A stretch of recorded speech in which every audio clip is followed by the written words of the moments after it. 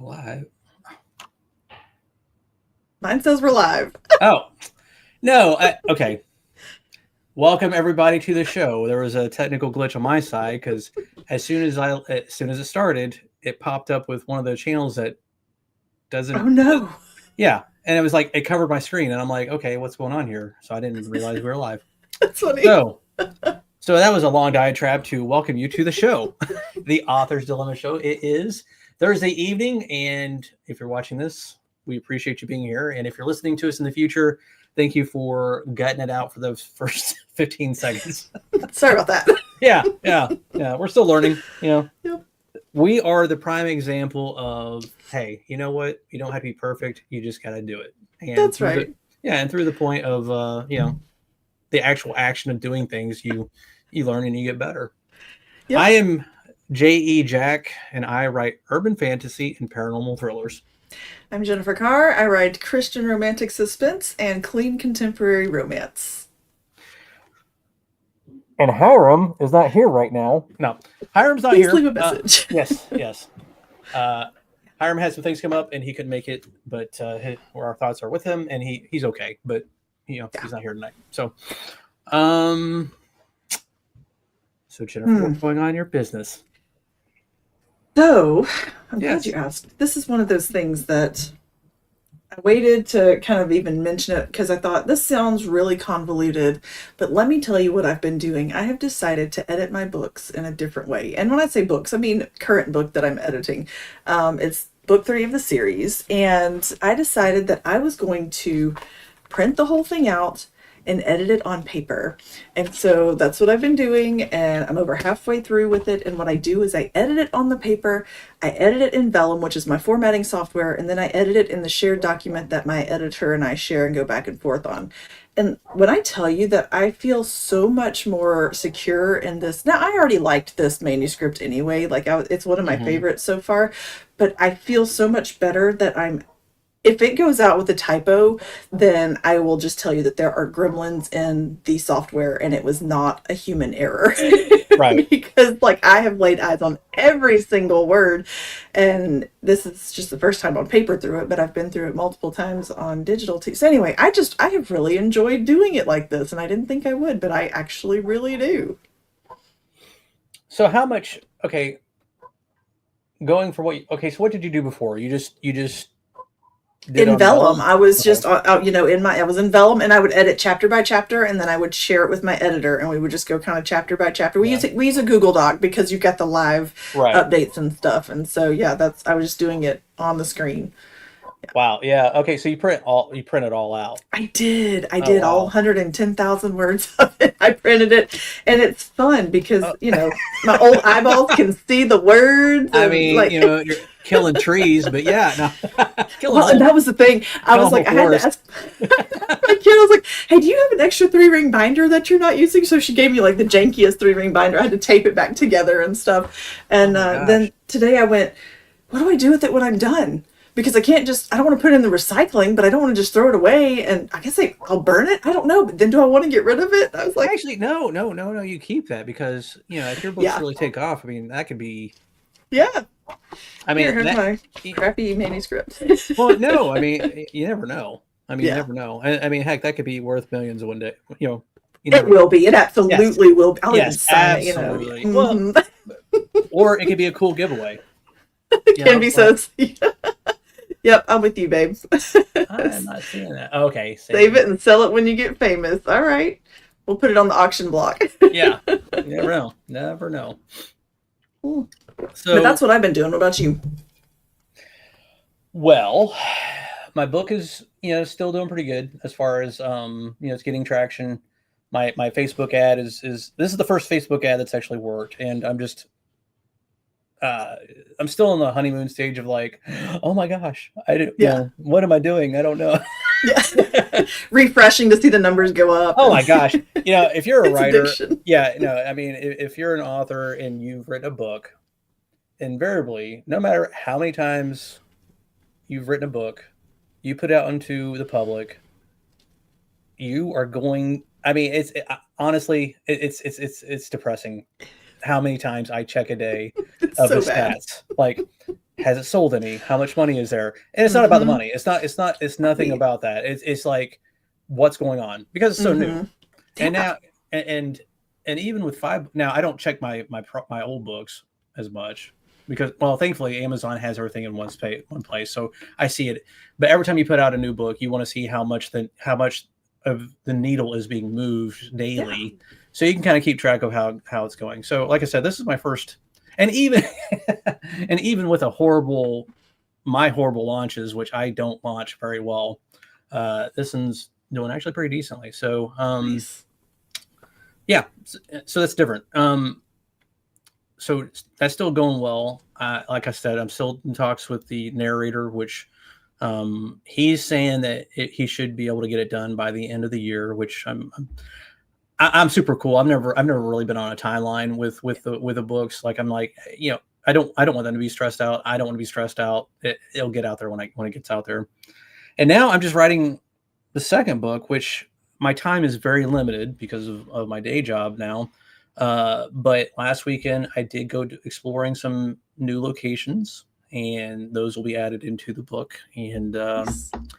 yeah, so unfortunately I'm about 6,000 words in, which that's something else I'm going to start doing maybe not every week, but every couple of weeks, just telling people where I'm at in this current book, just because I think it's accountability for me, because I don't want to come here and be like, oh, I'm still at 6,000 words I haven't written in 2 weeks because I'm life is on fire, but but that's the thing. It's like, and that's another tidbit for you other writers out there. Find some people that will keep you accountable.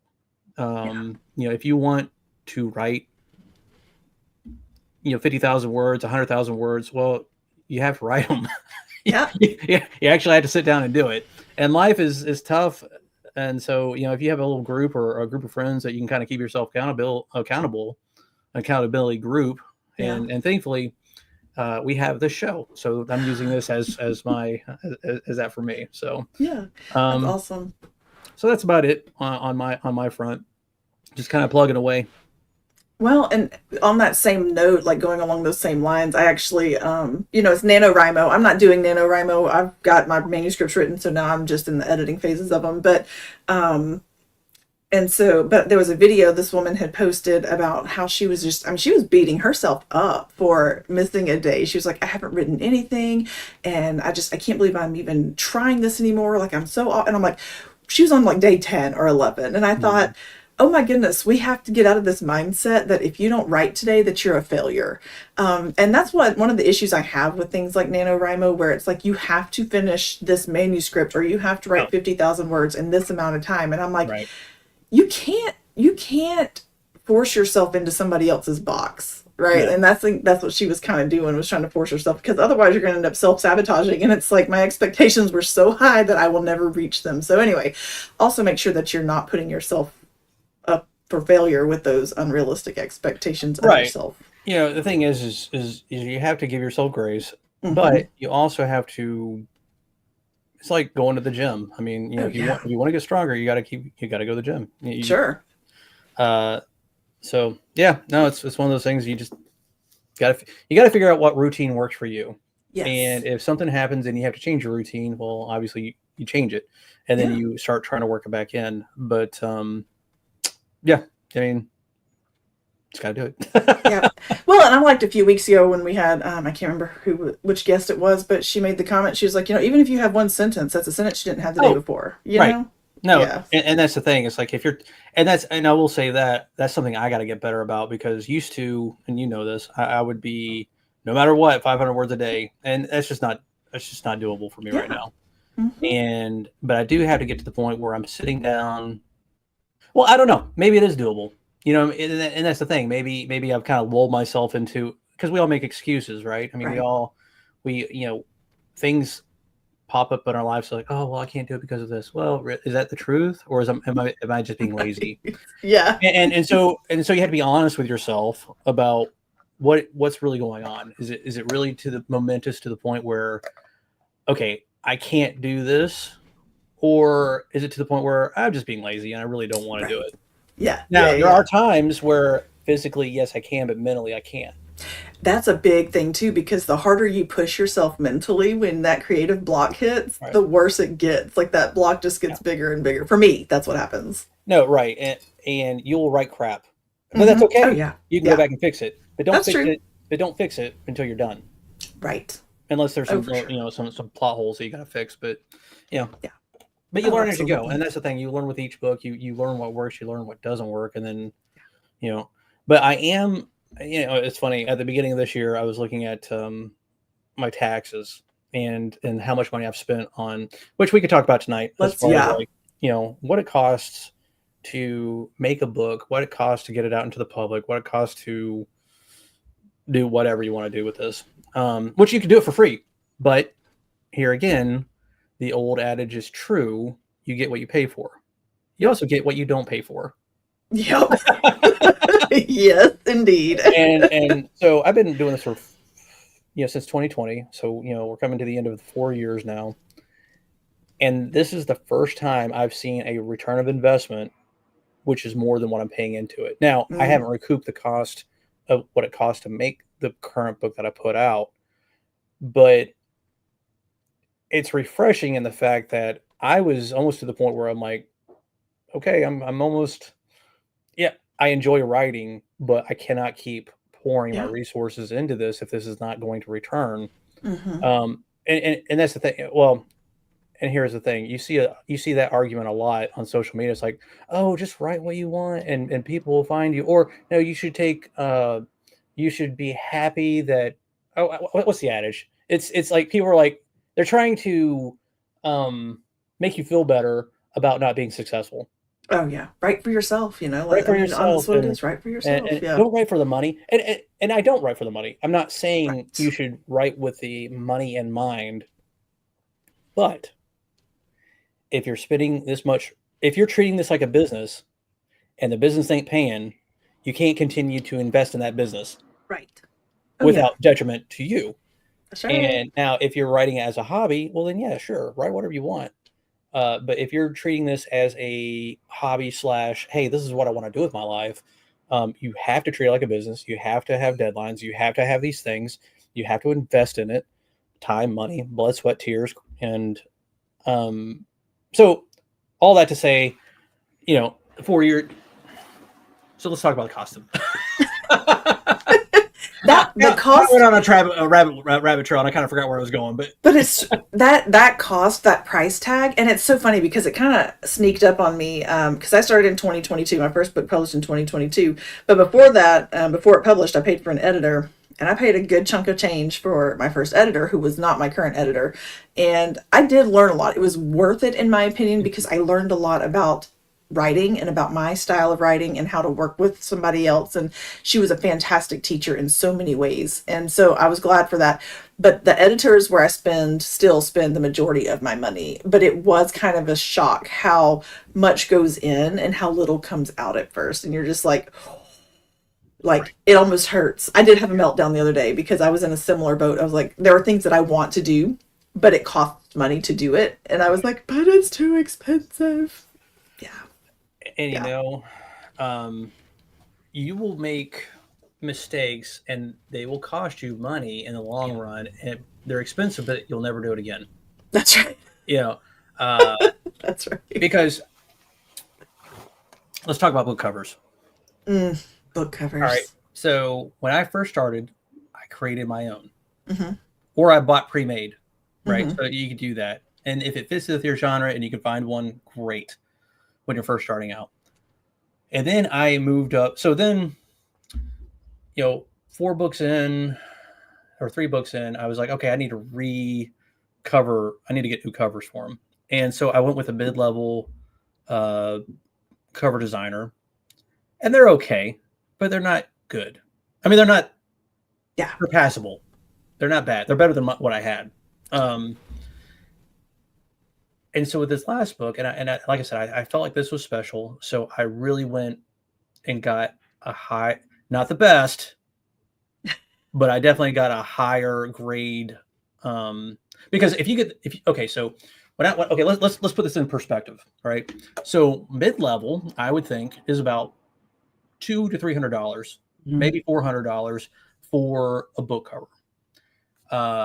Now a high level one, the one that actually paints creates your, not just uses images or different things. They actually illustrate, paint, draw, whatever.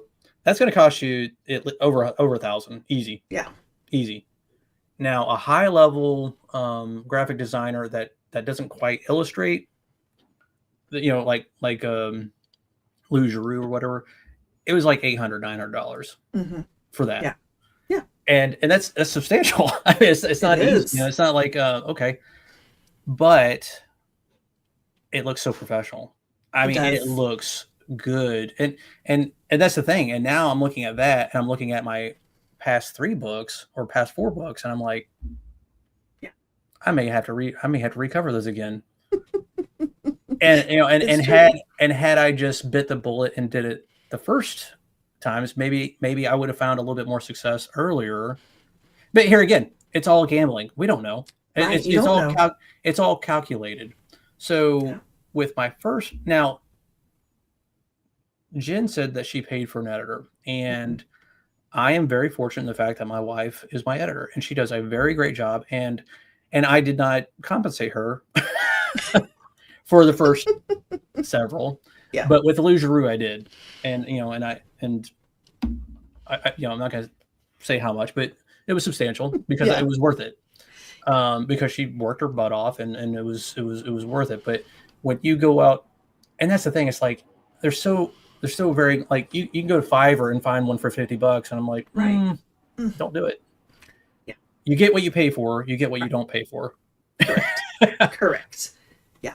Well, and so on both of those topics, so with my book cover, my very first 2 books, I did my own covers. And because, I mean, I was already paying for the editing, and that was where I spent the majority of.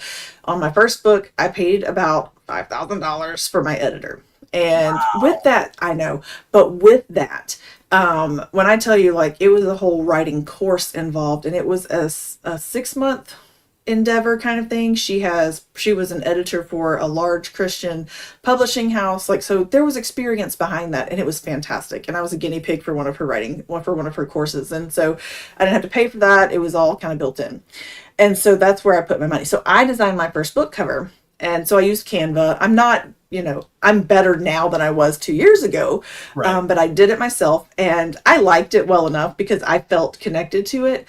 But when I got my first review that involved the book cover, somebody said, I loved the story. The book cover left a little to be desired. And I went, dang it, it can't all be there. And so I was like, did that cost me the 1 star? She got me 4 stars. Anyway, so I decided when the first book turned 1 that I got both of the covers, because it's a duology. I got both of the covers redone by by a designer. And she was somebody I had met through my podcast that I had interviewed, and she was like, oh, sure. And so I got both of them for about $800, like, together. So and I love them. I think they're sweet. They're great. They're fantastic.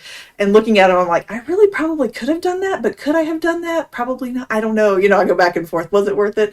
I think it was worth it because it does make them stand out a little bit. So, but then from then on, I still do my own book covers for now, because I do spend now only $3,000, but still I'm paying $3,000 for my editor to edit my book, which, that's money that I choose to put there and not elsewhere. Yeah, no, I mean, and that's the thing. These are the choices that you make. These are the choices you got to do, and that's before it even gets out the door. Yeah, then it gets to, and then you'll find that some graphic designers will, and here again, I get it. It's a business. They will. I don't want to say nickel and dime you, because that's. I don't want to belittle what they're asking, because it is, but I do know a little bit about Photoshop, and it's sometimes I'll ask you for like another if you're gonna get, okay, so with Amazon versus Ingram Sparks, the cover is slightly different. It's like a slightly different color format. And texture, and so they'll charge you for both separately. Or it would be like an extra $50 or something like that, which isn't bad, but it's just like, yeah, but it's true. But at the same time, whenever you do invest in something and it comes back and it's all congruent, well, you can buy the book and look inside. Yeah. Kenby 2000 says the Lujaroo cover looks really good. What was that higher level artist? Here again. Now, and that's another thing. If you do hire someone, you want to give them credit. You want to put them in the book. Like on the copyright page, you'll put your editor, you'll put your, the contributors. Yeah. So, but yeah, you paid, and so that was your higher level artist, right? That was, where did you find? Where'd you find your artist? Actually, I found it through, because I was asking other people. I'm like, hey, who'd you use? No, I mean, not the name of the artist. I was asking for the tier level. So that was like, okay, so in my mind, and here again, I could be off, my own experience is no level, me. Beginning level is, anywhere from $50 to $300, I would say. Lower mid-level is, 300 to 500. Higher level is like 5 to 1,000, maybe 5 to 1,500, and then the high level is above and beyond. That's the exquisite, right? That's the exquisite part. I went with a high mid-level, so I paid, like I said, I paid about, all said and done, it was like $800, $900 for that. Well, and that also covers your paperbacks, and that covers your ebooks. Does that, if you wanted to do hardback, would it also go that route, or would you have to get another one? That would have been an extra $50. Yeah, and so, yeah, and I'm not going to go with hardback quite yet. Maybe down the line. So yeah, so like I said, these are things you got to come up with. There's something I was going to say, and I kind of lost my train of thought. It doesn't matter. Well, thinking about all of this, regardless of what service you're looking for, do not agree to anything until you've read through everything. Right? Like that is something. Now, I will say that. Okay, so Kinby says, I think that is money well spent. It looks really professional to me. Good choice. It does. I totally agree. And that's what I was going to say. All right, so some of these things that you spend money on, yes, at first it's sticker shock. You're like, oh my gosh. But once you pay for it, it is like putting on armor that you feel confident going out. Yes. Like you don't, because at first I was like, well, I could do AI, which I'm not going to do AI. But if I did do AI, I would have always felt uncomfortable, and I always would have felt like I have to explain to someone, oh, actually it's this, or heck, even if someone liked it, I'd be like, well, it's good, but I did that. It's not that good. It's just me. Yeah. But when you go out, there's also something called transfer of wealth, like a transference of what, I don't think that's the correct terminology. It's the difference between paying for jeans, right? You go to Walmart and you buy a $20 pair of jeans, and then you go to like Guess or somewhere you pay for $400. And it is called transference of wealth. And so, or value or whatever. And they're the same jeans, but the more money you spend on it, the more you're going to respect whatever. And I'm not saying you should go spend money willy-nilly. I'm not saying that, but when you invest in a good product and and you feel good about that, it's just different when you put it out in the world. You're just like, no, this is gonna work. Yeah. But anyway, that's just my take on it. No, that's valid. That's absolutely valid. Now, let's talk about the second part. After you get the book out there, you nickel and dime yourself, and sometimes you don't realize it. So this is what we call marketing, and marketing is tough. Yeah, marketing is. And honestly, this Facebook ad that I have out now for Lujaroo, it's happenstance. I mean, it just worked out. But there's a difference between, it could be a myriad of things. It could be that I wrote in a certain genre where my previous books were kind of, this is young adult, this is more, paranormal thriller, this is more, so it wasn't really all kind of in one space. So that could be one thing. And I still haven't figured out Amazon ads. No, me neither. Amazon ads is like sitting in a space shuttle, looking at all these widgets and like, okay, now you gotta learn to fly this thing. Yeah. And I still haven't figured it out. But so you know, when it comes to Facebook or Amazon ads, or there's some other ones out there that you can, it can cost you a lot of money. Mm-hmm. And the problem is sometimes the cost of getting a sale is less than what you'll get in the return. For sure. So if it costs you $3, so there's an equation out there. I don't have it, but it's one of those things where like 10 cents a click or 20 cents a click. Mm-hmm. And if you're only getting $3 in profit on a book you sold, even though it says, $7 or $6 on Kindle, or, $15, $16, authors only get a tiny fraction of that. Right. Even on your own, you get a tiny fraction. So if those clicks add up to more than what you'll get back, well, you're paying more than what you're going to get back. I mean, and for the first few books, that's what I was doing. Mm-hmm. And thankfully I had enough capital to do that, because at that point it wasn't about really making money. It was really about just getting getting exposure, getting readership. But the important thing is writing the next book, because that is the biggest. With each book that I put out, my readership grew, and each book did a little bit different, a little bit better, except for my fourth book, because when I put that, my fourth book was Something Wicked Waits, the fourth one I published anyway. And that one didn't do good at all, because as soon as I put it out, Facebook canceled they screwed my ads, and then I wasn't making anything. So This past year was kind of tough. And that's where this last year, up until this Luge Rue coming out, I was really kind of contemplating, like, I don't know what I'm going to do. Yeah. But now it's okay. Yeah, Facebook ads, I've actually I've got 3 running for 3 of my books right now. And I will say that I have seen an increase in numbers, but I've also had other things happening as well. Like I did a Facebook group takeover and stuff like that. So I am active. And so it's hard to pinpoint exactly where things are coming from like that.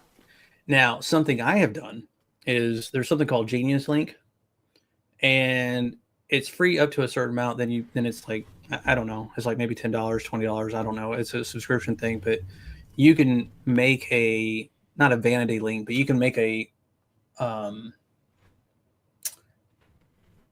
can tell where they're at. Yeah. Okay. So they click on it, and if the person's in North America, well, that's going to send them to the North American Amazon bookstore. If it's if they live in Europe, it will send them to the UK. But it'll also collect data on where they're at. So you can see, if you put that into your ads, you'd be like, okay, well, this ad's doing really good, or this ad's doing really good, or not, or it doesn't have any clicks at all. And the reason why I did that was because I didn't want to,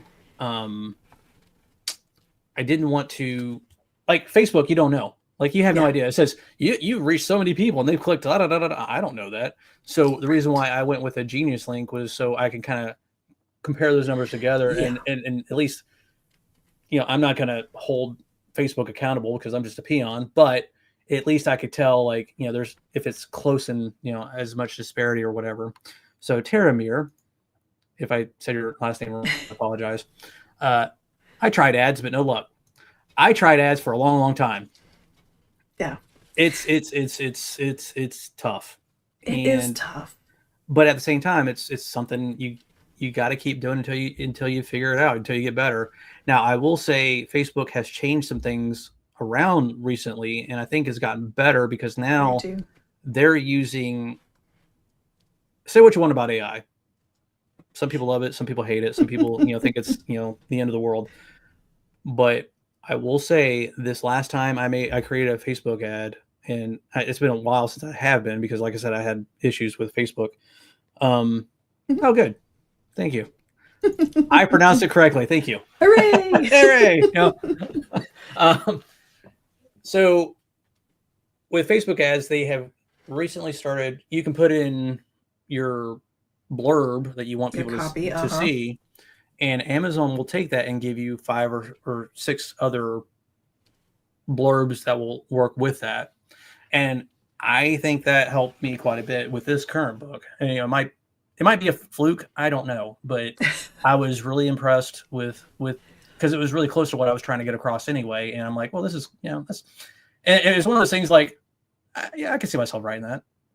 So I used it. Well, listen, I have zero qualms with using AI as a tool to use your work through AI. If you have no problem putting your work in there. So, and I will say that ChatGPT, my good old buddy Frank, has definitely been a game changer when it comes to my ad copy, because I take my blurb that I have worked on and slaved over, because we all know how horrible and terrible it is to write those things. And I said, do you see this? Match the tone and create me Facebook ad copy. And then we kind of tweak it from there as we go. And then you have to also make sure your images are good. Like, you really want eye-catching images. Right. You really want people to be able to like point it out and say, oh, I know exactly who that author is, because there's kind of a brand that goes with it or something like that. And so, but I will say ChatGPT can be a game changer if you struggle with writing your ad copy and stuff like that. Like, well, and then it's also one of those things where like there's so many, it's not just writing that requires thought, but then it's like sometimes you don't even know what your book is.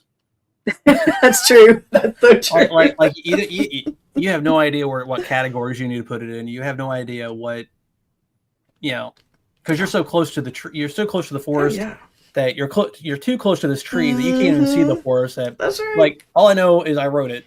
There you go. You know too much. You know too much. So, and this is what I did with a manuscript is I use ChatGPT. I'm like, hey, what categories would this be in? Or hey, what kind of people do I need to look at? So these are things that have helped me out. And I'm sharing them with you. So you're welcome. Definitely. I also have discovered BookBub. I don't know if you are on BookBub, if your books are on there. But I've tried it. I haven't found much success with it. But then again, like I said, I could be doing it wrong, because it could be, or it could just be that a certain demographic uses it. And I do think that my books fall into that demographic. But I do. Now, are you talking about BookBub as far as ads? As the ads, BookBub ads, right. And they go out in BookBub emails and that kind of thing. And so, but I like the way they do their ads, because you don't necessarily choose categories, but you say, which authors are you like? And so I know the author. You can go to Amazon and be like, other people who read your book also read this, and therefore then you have a list of names of authors. And so it's kind of based on that as well, and it takes them to your Amazon and that kind of thing. And so I like BookBub as well. I have just now started to see results from that one. So again, you're nickel and diming. I will have to look at that one, because I tried it with one of my other books, but like I said, it was so like I said, my books are kind of all over the place. I mean, they're paranormal suspense, but they're just different, and they're standalones too. That's another also thing. Think that the more you're out there, the more you're out there. Does that make sense? Like, the more you're active online, the more you're participating, the more you're showing ads online, you're going to show up in other people's stuff as well. That's true. And so you do have, there's that catch-22. I don't like social media, but the more you're on it, the more people see you. Well, and here again, when it comes to Facebook ads, like I said, I started at the right before Halloween, so it's been out 2 weeks, a little over 2 weeks, and that ad has had over 100 likes, hearts, and the good thing about that is I can invite those people to my page if they want to. And so there's always going to be a certain percentage that's going to come and like your following, and that's what kind of grows your page. That's right. As long as you put out other content than just your book, don't. And that's another thing. Like, if you do have a Facebook, whatever, Instagram, it doesn't matter, whatever your profile is, for social media purposes, you don't want to always sell. It needs to be like, hey, I'm having a hot dog here at this wonderful place, or whatever. You want to show them a little bit about your life. You want to show them a little bit about what's going on, or your humor. Share some memes, whatever. But it seems to, anyway. It's just these are the things you learn as you go. Right. It's the 60-30-10 rule. And I have a podcast coming out December 4th, I think, that's talking about evergreen content and how to make your content always relative and never actually really go out of style or out of date. And that was one of the things we talked about on that episode is the 60-30-10 and how to make that work for you. So just going to put a little plug there for the Connected Conversations for Creatives podcast, but that doesn't come out till December. So, so we hope you remember that then. Sorry, just go ahead and subscribe now. You'll get an alert when it comes out. Yeah. Which it's actually a really good podcast. Jennifer does a good job over there. Well, thanks. We wouldn't be here if not for it. So that's true. That's true. Yeah. That is true. Which actually, now we need to talk about. We're coming up to the end of our show anyway. We are. We do need, so some of you are here because of StreamYard, or I should have said the name. Damn it! Oh, now you know. Well, we are very unhappy with our situation right now. Just whatever.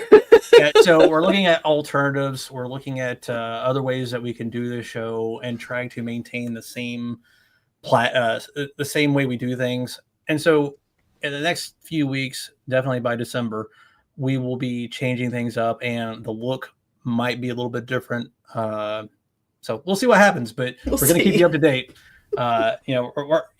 We'll see. Yeah. But we appreciate you taking the ride with us because we're all going to see it together. We're winging it with you. Yeah. And there again, it goes to show that you don't have to be perfect. You just got to put yourself out there. Just got to do it. Yep. All right. Do you have anything else? I don't think so. I will just say, okay, I do have one more thing, but it's kind of a wrap it up kind of thing. Go into this knowing that it needs to be treated like a business and it's not just a whim. Which means that you need to take very careful considerations of your finances before you start going down this path and saying, I'm going to do this, this, and this. Like, be realistic with it because it can get expensive. But you can find secondary streams of income, or you can set aside money from your primary income and make it work. Don't let it overwhelm you, but also be responsible. Right. And there's ways of doing that. I mean, there's some people that find really good success with Patreon accounts. Yeah. If you're very prolific, you can do small short stories and put them on Kobo or some of those other things to kind of generate a little bit of capital or whatever. Mm-hmm. So there's a lot of options out there. It's not just, you can start. Okay. Even though I say, yes, you should invest in your business, if you don't have it, well, you got to start where you're at. Yeah. And I'm not saying that, tonight's show is not one of those shows where I want you to feel, I can't do it because I don't have the capital. You can do it. It's just going to take more work. Right. And you just got to realize that. But the best thing you can do is write another book. That's right. Because that's how you get found. That's how you get found. And the more books you have, and then your backlog as it builds, you're going to eventually start building. It's going to, it might take a while, but, most people go to school for 4 years and they end up at the end of that 4 years not having a job. Yeah. If you and write, in debt. Yeah, and in debt. But if you put out a book a year, which is doable, if you put out 2 books a year, which some people could do, that's 4 books. And that's also university education right there, because you're going to learn as you go. So it will get better. Yeah. And you just had to, keep going. That's Sorry, right. I don't mean to, yeah. But still do it responsibly. Yeah. Drink and write responsibly. Is that possible? Anyway. Yeah. All right, everyone. We appreciate your time with us this evening. If you got something out of it, please shoot us a note at authorsdilemma@gmail.com. If you try any of our suggestions and they work out, please let us know, because we want to share in. We want to celebrate with you. So we appreciate your time, and we will see you next time. God bless. Bye.